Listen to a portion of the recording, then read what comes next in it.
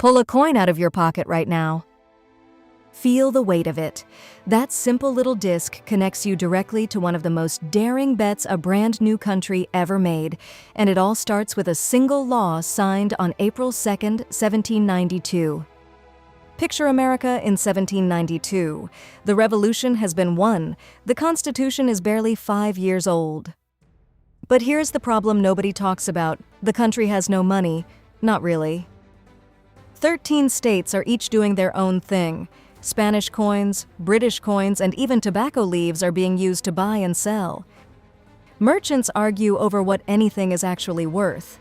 A farmer in Virginia has no idea if the coin in his hand will be accepted in Pennsylvania. The new nation is free, but financially it is a mess, and then Alexander Hamilton has an idea. Hamilton, the very first Secretary of the Treasury, believes that a strong nation needs a single trusted currency, not a patchwork of foreign coins and promises, but something American.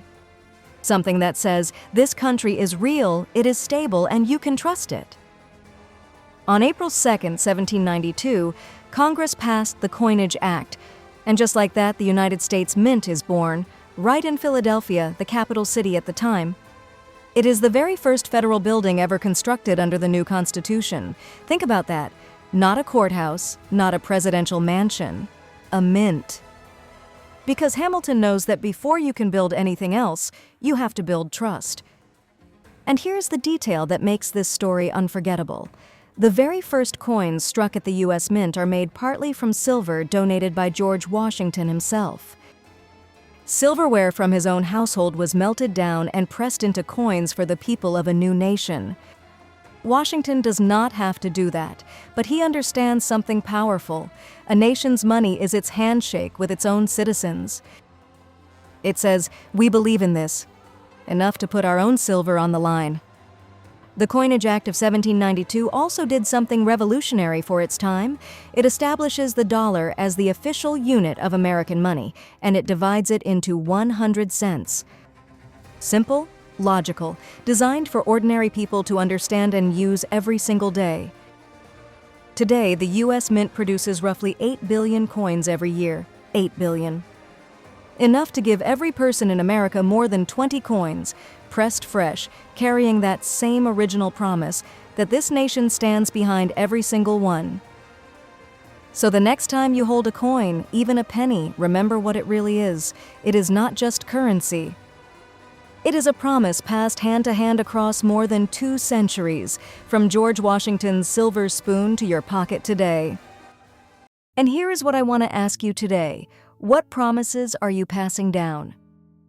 Washington did not just donate silver. He left a story, a legacy that you and I are still holding in our hands right now, more than 230 years later. Think about the stories only you carry, the small moments from your own life or your family's life that nobody else has written down yet. The recipes, the sacrifices, the ordinary Tuesday afternoons that were anything but ordinary to the people who lived them. Those stories are your silver, and unlike a coin, once they are gone, no mint in the world can press them again.